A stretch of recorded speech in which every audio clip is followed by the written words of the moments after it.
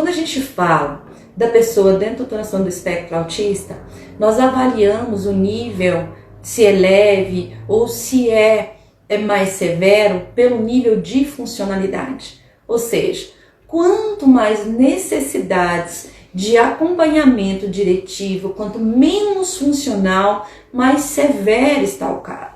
Mais severo a gente faz o diagnóstico. Ou seja, quando eu falo da pessoa dentro do transtorno do espectro autista que é severa, eu vou falar de uma pessoa que tem pouca independência. Ou seja, não quer dizer que ela não tenha comunicação, mas que ela tenha baixa funcionalidade e necessita de auxílio. Quando eu falo de autonomia e falo de desenvolvimento, há uma grande confusão também. As pessoas acreditam que o que gera autonomia é desenvolvimento. Então, no nosso país, existe uma grande confusão entre o que é autonomia e o que é desenvolvimento. Na verdade, o que vai gerar desenvolvimento é o trabalho para a autonomia. Ou seja, quando eu tenho uma pessoa dentro do transtorno do espectro autista que tem um diagnóstico severo, que tem um quadro de maior comprometimento, eu tenho que provocar essa autonomia. Sou eu que vou ser decodificadora para ele. Sou eu que vou organizar um ambiente para melhor compreensão dele. Ou seja, quando eu falo em um quadro mais severo, eu estou falando de uma pessoa que tem dificuldade de compreensão de si mesma e dificuldade de compreensão do ambiente. É uma pessoa que está mais encapsulada, mais ensimesmada, que está mais dentro de si mesmo. E isso a impede de entrar em contato com as habilidades funcionais, ocupacionais que acontecem ao seu redor. Se ela tem dificuldade em entrar em contato com isso, ela não vai imitar. Não imitando, com certeza, ela vai trazer um quadro de maior dependência. Se eu tenho uma pessoa com autismo, com maior comprometimento, eu preciso pensar em habilidades ocupacionais. Por isso que quando a gente fala de crianças menores, que a gente fala desse desenvolvimento, a maior importância está ligada exatamente em trabalhar as habilidades ocupacionais. O excesso de protecionismo, o excesso de cuidado vai fazer com que essa pessoa se torne refém do universo que tem à sua volta. Refém porque se ela tem baixa autonomia, ela vai estar sempre dependendo do outro para executar as habilidades mais básicas do dia a dia. E é dentro dessas habilidades mais básicas do dia a dia que eu devo iniciar o processo de trabalho para maior desenvolvimento. Então eu não vou esperar um tempo correto, ou eu não vou começar a trabalhar a escovação de dente porque ele é muito dependente, não vou tirar a fralda desse adolescente porque ele é muito dependente. Eu tenho que provocar essa independência. Eu tenho que criar situações. No nosso curso eu coloco sobre a rotina, dessa rotina estruturada. Nós falamos dos apoios visuais que devem acompanhar essa rotina estruturada.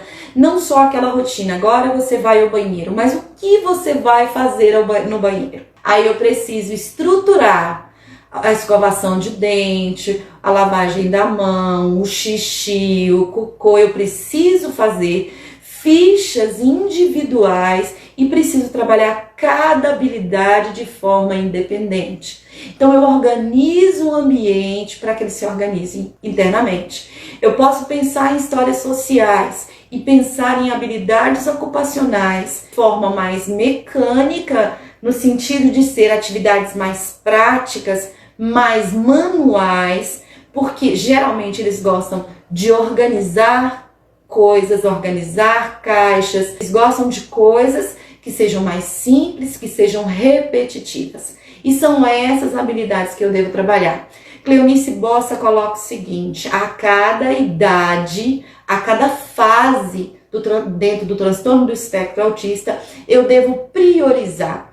Na primeira infância, a educação precoce. Quando ele já se torna um adolescente, eu tenho que pensar na autonomia. Sim, porque na idade adulta eu tenho que pensar nessa independência, nessa autonomia. Quanto mais eu proporciono autonomia, mais eu liberto essa criança para o mundo, ou esse adolescente para o mundo, ou mesmo esse adulto para o mundo. A base do trabalho é exatamente habilidades ocupacionais. Posso trabalhar o processo de conteúdos curriculares, alfabetização? Isso não pode cessar. A pessoa dentro do transtorno do espectro autista, quanto maior o seu comprometimento, menos eu devo pensar em abandonar essas atividades.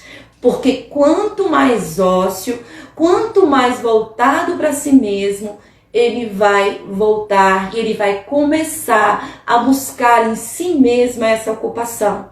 Então, se eu tenho um adolescente ou um adulto que tem baixa funcionalidade, eu tenho que iniciar o processo de aprendizagem de habilidades ocupacionais.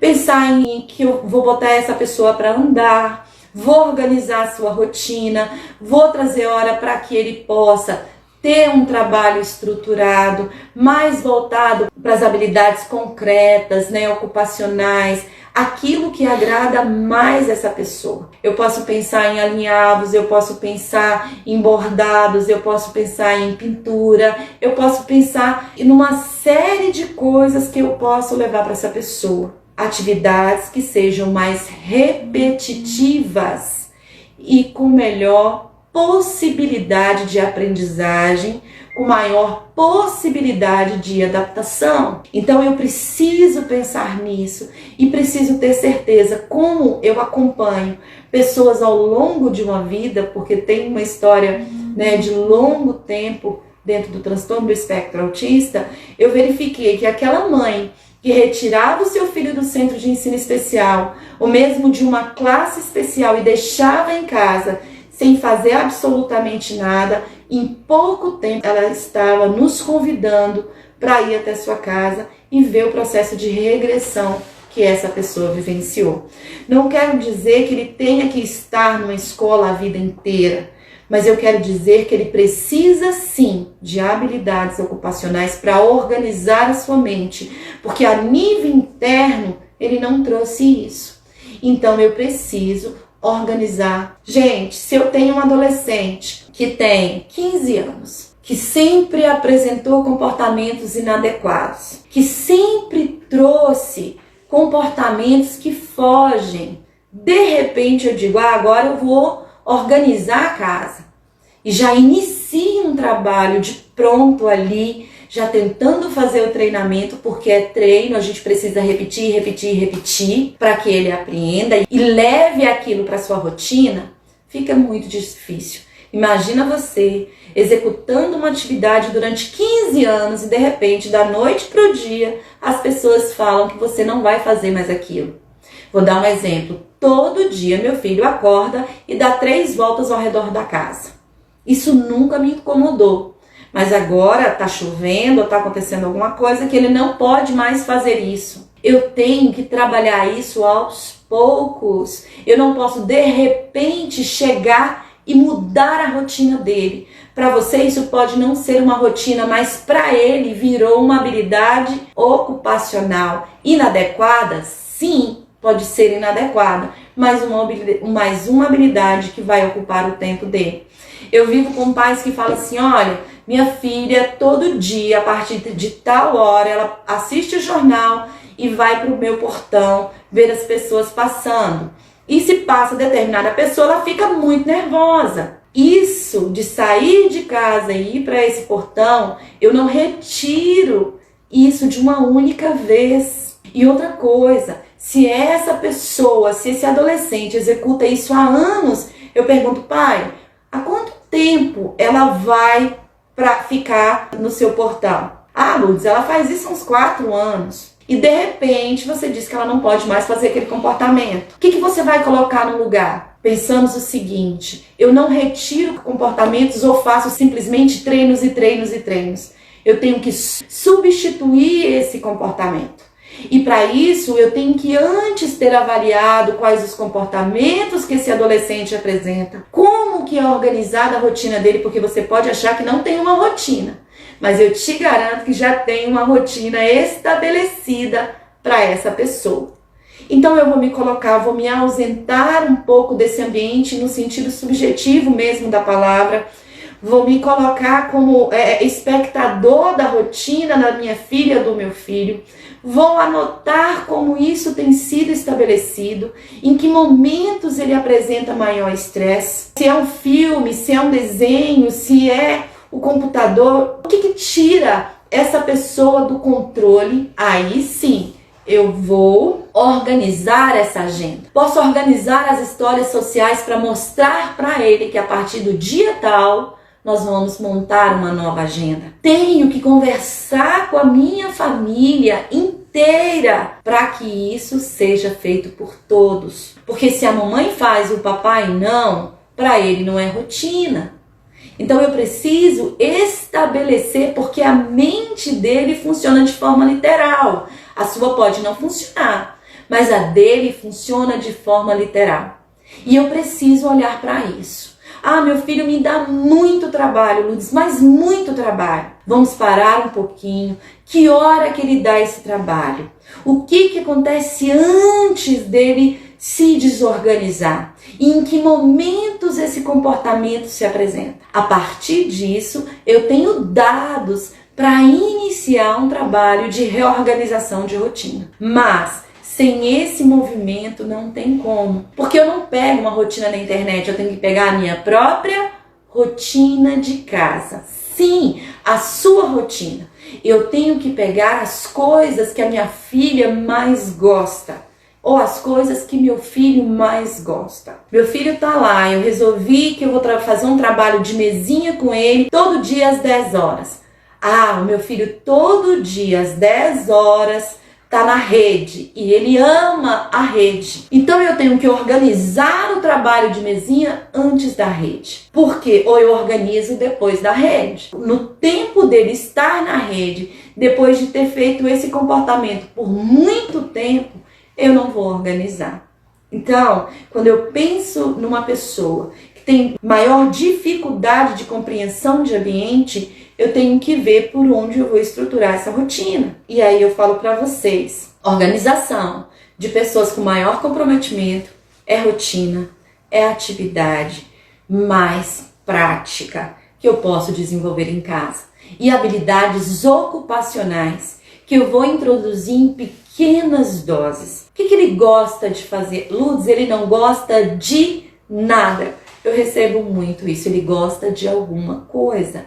O que? A partir disso, e se ele não gosta de nada, eu vou começar a fazer um experimento. Trago pintura? Não foi. Trago desenho? Não foi. Trago tecelagem? Não foi.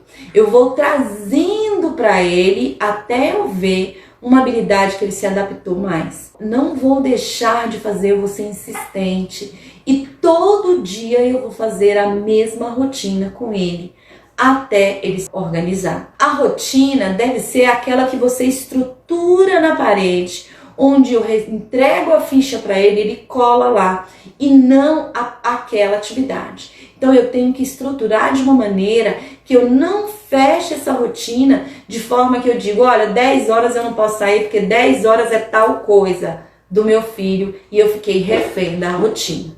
Eu tenho que organizar essa rotina, sim. Ele tem que entender que após a ficha, o que vem após a ficha?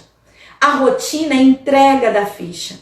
A rotina é priorizar aquilo que ele tem maior dificuldade antes e depois trazer algo que ele goste mais. Para ele entender que para chegar naquilo que ele gosta muito, ele vai ter que passar por aquilo que ele gosta pouco. Eu tenho que fazer esse trabalho. Sempre tem maior contato com as mães muito sofridas, mães que não sabem. Peça ajuda. Como que é estruturado esse ambiente na escola? O que ele está fazendo lá na escola ou mesmo no centro de ensino especial que ele consegue se organizar? Será que você consegue levar isso para sua casa? Então é isso que você tem que pensar. Então eu acho que eu consegui responder algumas perguntas que vieram aqui de uma forma geral e agora eu vou passar para as perguntas mais diretivas. Uma mãe me perguntou o seguinte: como posso identificar o momento adequado para iniciar determinada tarefa ou atividade? Como mãe, me passa despercebidos vários momentos em que o André já apresenta maturidade para executar determinada atividade. E mais, insistem em algumas que ainda não está apto para executá-lo. Quando a gente fala de habilidades ocupacionais, vamos pensar no desenvolvimento típico e de que maneira isso acontece. Qual a idade do seu filho? Meu filho tem 3 anos, Lourdes. Quais seriam as habilidades ocupacionais que eu deveria trabalhar? A mãe não mensurou a idade do filho, não mensurou o nível de independência ou o grau de autismo que ele tem. Então eu vou tentar ser o mais genérica possível. Meu filho tem 3 anos. Eu posso, por exemplo, começar com ele a troca de roupa. Sim, a troca de roupa. Né? Levantar o bracinho para colocar lá e vestir a sua blusa, o short, pedir para ele descer, e aí eu vou organizar isso. Ele troca, né, a roupa, ele tira a sua roupa, ele veste a sua roupa, ele calça o seu chinelo, ele escova os dentes, ele consegue se alimentar sozinho. Essas são habilidades que são básicas. E se seu filho não consegue executar uma dessas atividades e ele não está conseguindo, insista. A independência do seu filho vai gerar com que ele se torne mais independente no ambiente escolar, em outros ambientes. Seu filho não sabendo pegar um copo com água, seu filho não sabendo pegar a comida e colocar até a boca, ele se torna refém do ambiente, das pessoas que estão no ambiente. Então a gente precisa pensar sobre isso. Então essas questões são básicas: vestir, trocar, tirar, calçar, pentear o cabelo, lavar as mãos, escovar os dentes, retirada da fralda. Então essas são as habilidades mais básicas. Então não tem como eu te responder. Se ele tem 3 anos, eu falo com você que você continue insistindo nessas habilidades. Quando nós pegamos algumas escalas americanas, uma criança com 3 anos abre e fecha uma porta. E aí, seu filho abre e fecha uma porta, ele consegue pegar o trinco, fechar, consegue pegar o trinco, abrir. São habilidades muito simples que as outras crianças aprendem de forma natural. Seu filho pede quando está com fome, seu filho pede água. Então, eu preciso saber se ele já tem essas habilidades ou não. E a partir daí, a gente lança um programinha e vai trabalhando cada habilidade. Não vou fazer todas de uma única vez, mas eu vou pensar em uma por uma e vou tentando estabelecer essa autonomia. Então, vamos para a próxima. Tem uma aqui que a mãe colocou assim, Daniela Teixeira. Pode fazer um vídeo ensinando pouco e muito? Gente, ela quer saber o conceito de muito e de pouco. Primeira habilidade mental que nós, não vamos falar da pessoa com autismo, nós aprendemos é a habilidade de correspondência.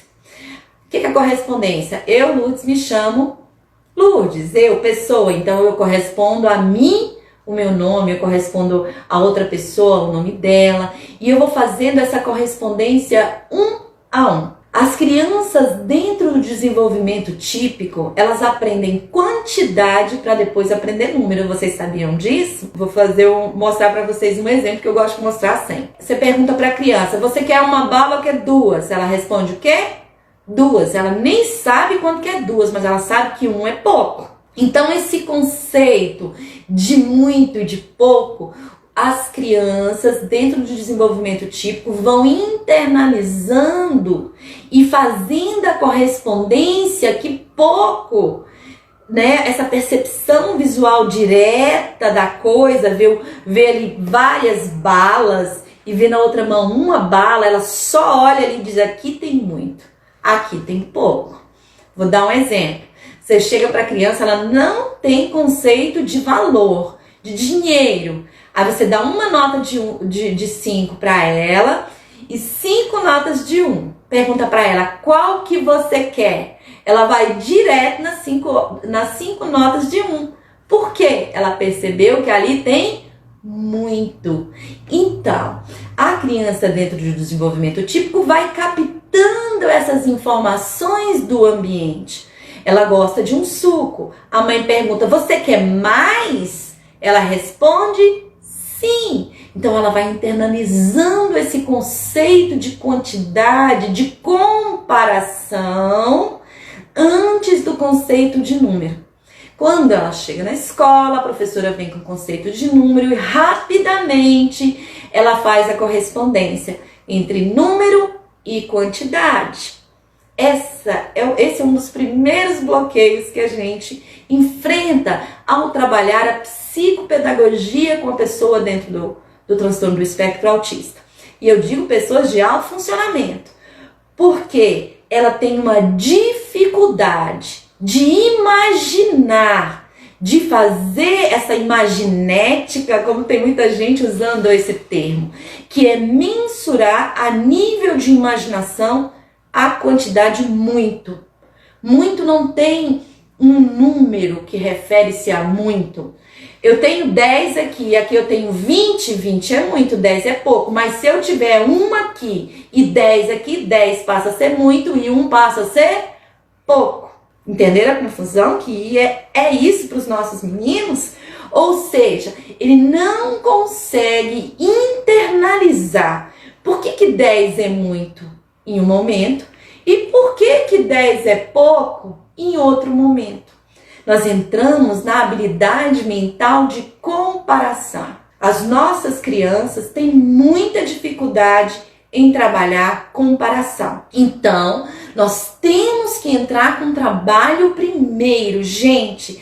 A base do ensino, a base da aprendizagem está justamente nesse processo de referência, de memória, onde eu busco aquele conceito me dá aqueles fatores que eu consigo fazer as comparações. Só que comparação não é só de número. Comparação é uma coisa que vai muito além de muito e de pouco. Aí eu coloco cheio, vazio, em cima, embaixo, dentro, fora e vou fazendo inúmeras comparações. E nada na matemática vai para frente sem comparação. Concorda comigo? Porque lá na frente ele tem que perceber que 10 é pouco em relação a 100. Mas que 100 é pouco em relação a 1000. Ai, meu Deus, que confusão. Então, ele tem que aprender igual e diferente. Primeiro, nós fazemos correspondência. Juntamos aquela correspondência bionívoca de um para o outro. Um para um. Essa é a base. Depois, nós começamos a fazer comparação. Primeiro, eu tenho que identificar o que é igual. Por isso que todos os métodos que trabalham com transtorno do espectro autista trabalham o que é igual. Primeiro, que é o pareamento. Quando eu pareio, eu levo aquela forma e aquele nome e faço objeto-nome. Correspondência. Ah, casa, a palavra casa se refere ao objeto casa. E aí eu vou fazendo e organizando essa memória. Mas, quando eu chego no muito e chego no pouco, meu Deus, aí a gente tem que usar essas técnicas que o método Dias Fresotti tem. Então, nós criamos várias brincadeiras, várias. Eu trouxe algumas aqui e eu vou mostrar para você entender do que eu tô falando e o quanto isso é complexo. Complexidade absoluta. Você pega para mim, Andréia, para mim ir organizando? E aí é uma complexidade muito grande. Eu vou dar um exemplo da torre, Andréia. A torre primeiro, só para vocês terem uma noção. Imagina, eu tenho essa torre. Quantos conceitos eu vou ter só com essa torre? Eu gosto muito dessa torre. E aí, a primeira coisa para essa criança montar essa torre, ela vai fazer comparação de quê? Tamanho. Ai, mas Lourdes, eu tenho que fazer comparação. Primeiro cor, forma, tamanho, espessura. Essa é a básica. Quantidade. Ai, meu Deus, André falou quantidade. Olha, a base, essas variáveis tem que estar em todo brinquedo que você lança para essa criança. Então, ela tem que fazer a comparação das cores, que são cores diferentes. Ela tem que perceber que o grande vem primeiro e o pequeno está por último, ou seja, é ordem decrescente, do maior para o menor. Então, eu falo para ela, monte ordem crescente, monte agora em ordem decrescente. Compare para mim qual é o maior e qual é o menor. Gente, esses conceitos é a base para que todos os outros conceitos sejam internalizados. Às vezes o pai vem assim para mim, o menino está lá no 3º ano, mas a matemática dele vai de uma forma automática. Ele não consegue interpretar um texto, ele não consegue interpretar o quê? Um problema de matemática. Aí eu vou e volto lá para trás, para esses primeiros conceitos. Já dizia Piaget, sem essa base a coisa não caminha, e é verdade. Outra coisa, tem já, principalmente na Inglaterra, material comprovando que os nossos meninos não passam nas provas operatórias de Piaget. Então, um pedagogo que trabalha, talvez ele não saiba dessa forma como a gente tem estudado. Mas a gente tem montado muito material dentro do nosso curso para que você aprenda. Então, vamos lá, Daniela, não vou te deixar com água na boca, não. Eu vou te falar algumas coisas. Então, aqui, Daniela, você já está trabalhando comparação. Só veja se ele tem essa noção de tamanho, noção de quantidade, porque é muito e é pouco. Se ele tem a noção de igual, que 2, o número 2, é igual a 2 unidades. Mas que 2 é diferente de 3. Que um copo cheio é diferente de um copo vazio. E aí eu vou trabalhando essas quantidades, eu não cheguei nem em medida, nem em massa. Eu tô no concreto, no básico. Então só aqui eu já trouxe vários conceitos para vocês que eu preciso trabalhar dentro de comparação e correspondência. E aí eu vou trazer os coloridos. Eu e a Andréia amamos trabalhar com isso. Por quê? Aqui eu tô trabalhando o conceito de igual e de diferente.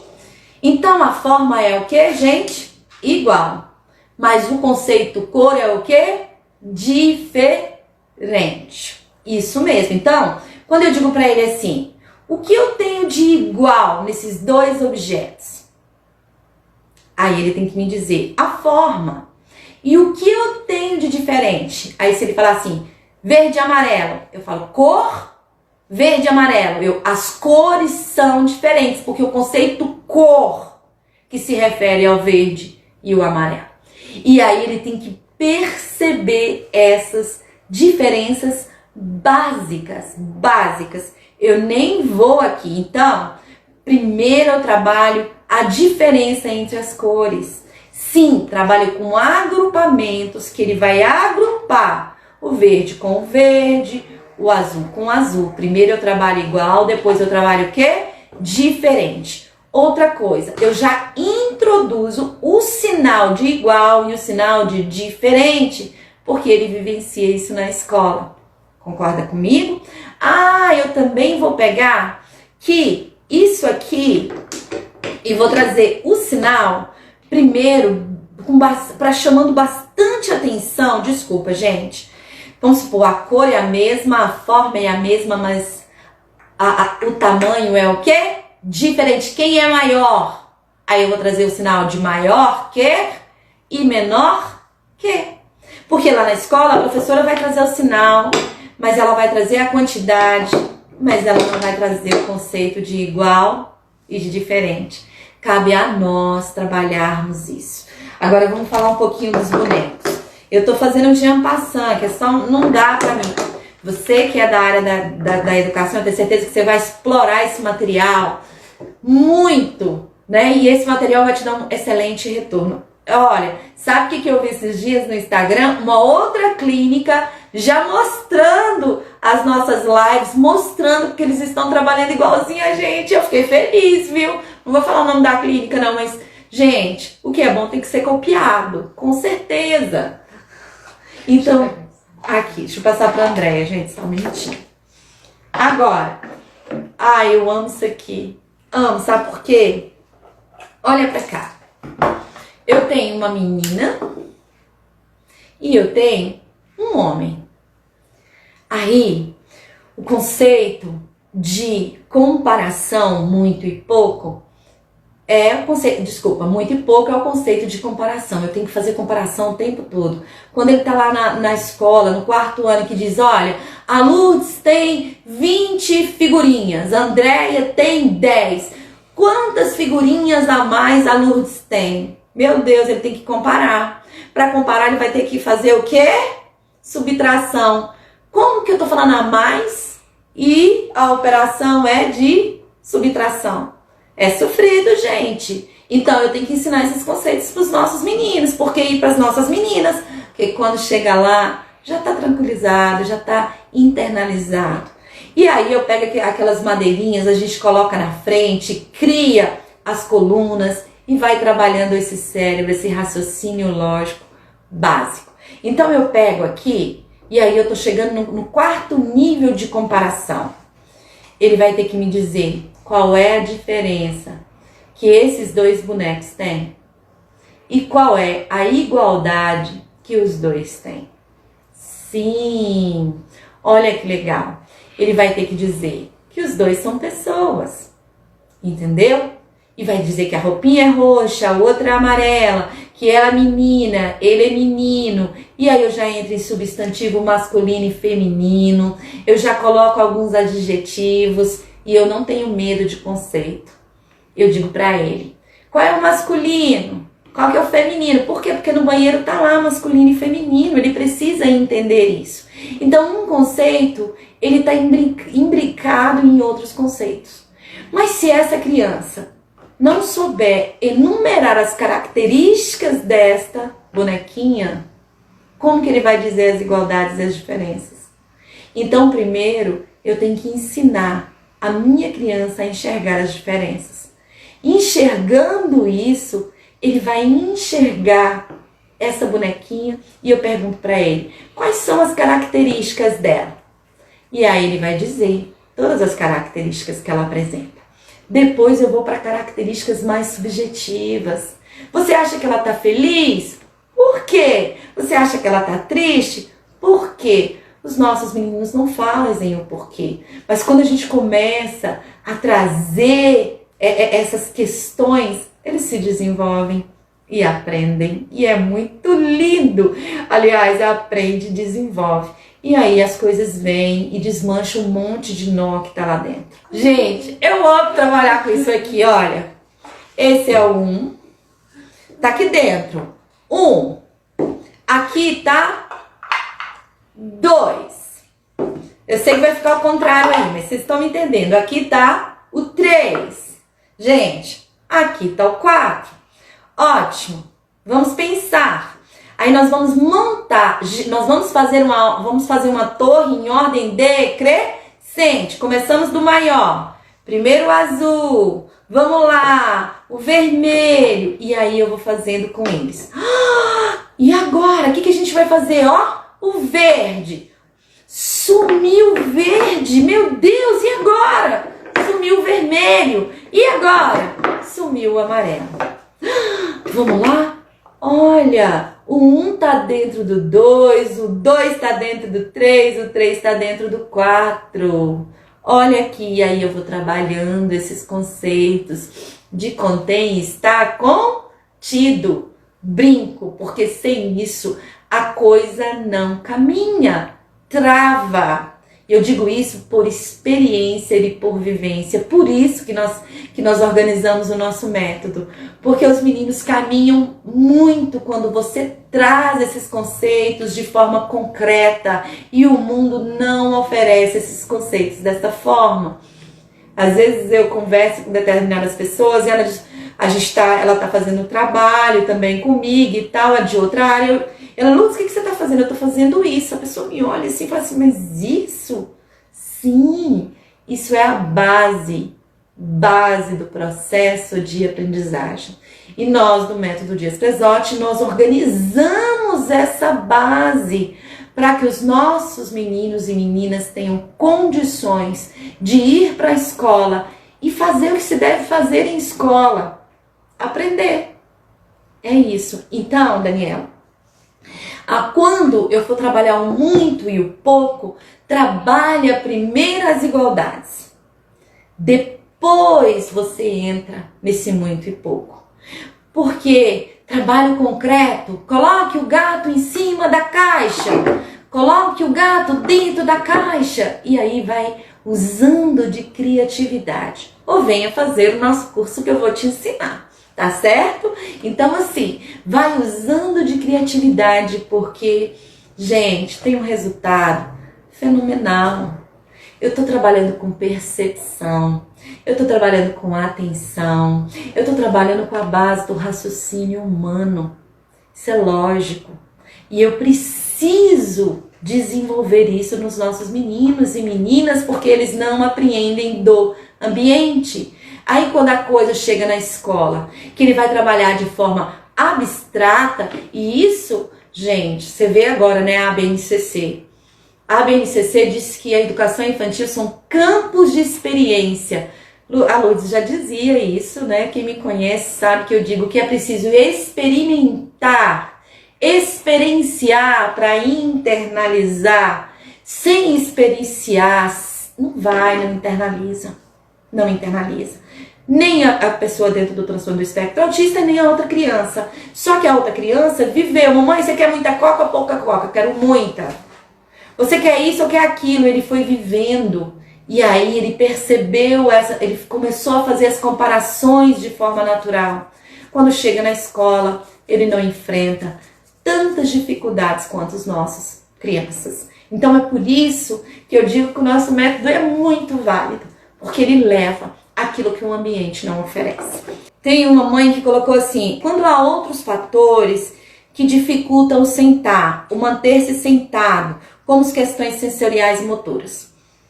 Eu não sei quais são as questões sensoriais, eu não sei quais são as questões motoras, né? Se tem uma questão plástica, uma questão, né, não sei, não tem como eu te falar. O sentar é uma habilidade neurológica, manter-se sentado também é uma habilidade neurológica.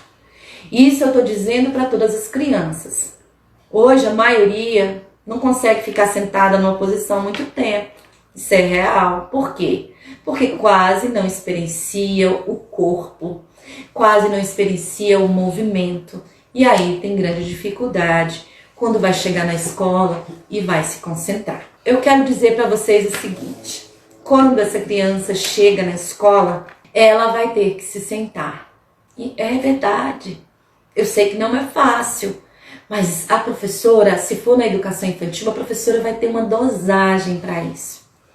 Mas essa criança precisa ter interesses em fazer objetos, porque nem eu fico sentada por ficar sentada muito tempo.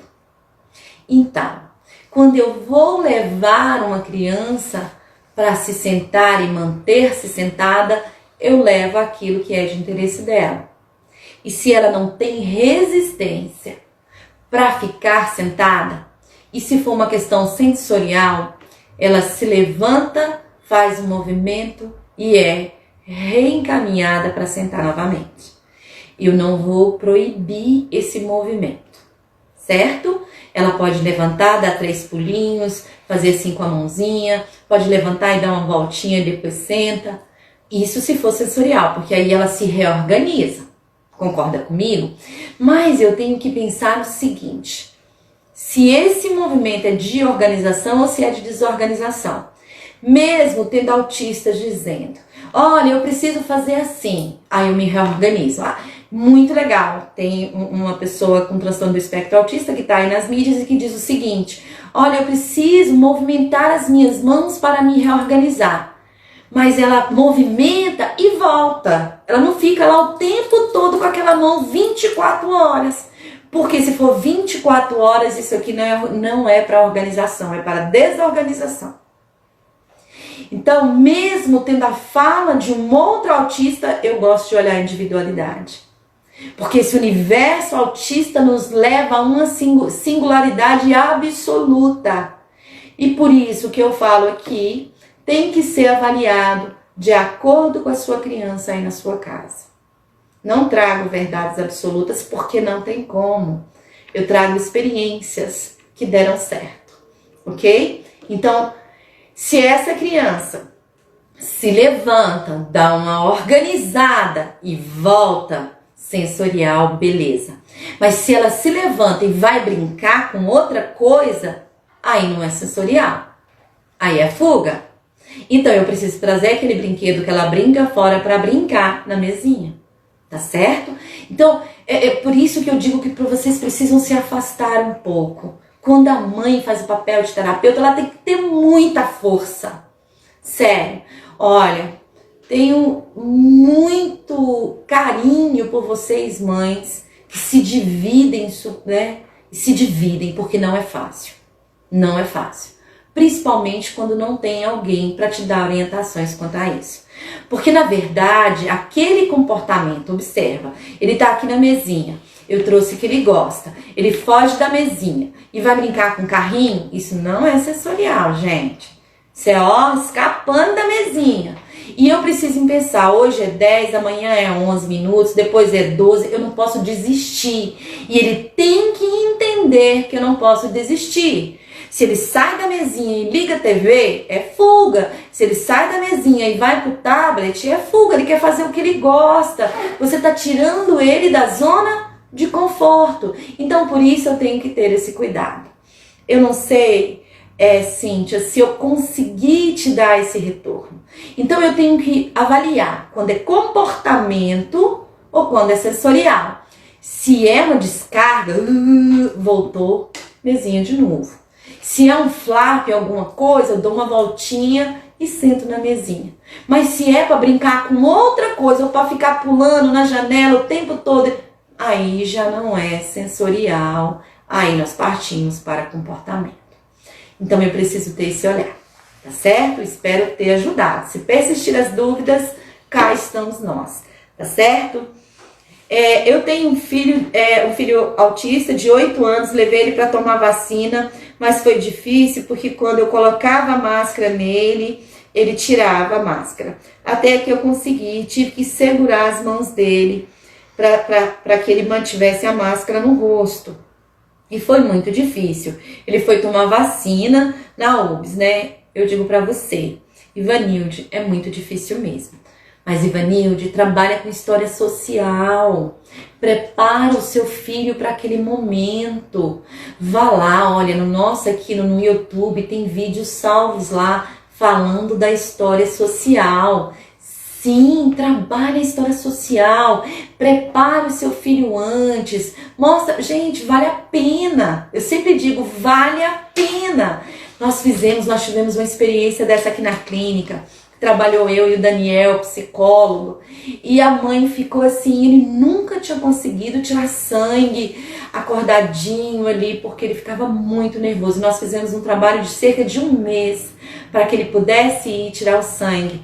Nós mostramos o sistema circulatório, nós mostramos através de enciclopédias, né? Criou-se uma história social, mostrou-se por que vai fazer essa retirada do sangue, quantos exames são necessários, que não é só ele que tira, que eu tiro, o Daniel tira, a criança tira. Então, que é uma coisa mais natural do que ele imagina, que vai durar pouco tempo, que ele pode olhar para o teto, vai dando soluções, que a mamãe pode segurar na sua mão naquele momento, e ainda depois a gente vai lá na lanchonete comer aquele pão de queijo que você gosta. Então é isso, não é levar de uma única vez. Com os nossos meninos nós precisamos mostrar por que, gente, Eles não se comunicam, eles não sabem o que vai acontecer após a retirada do sangue.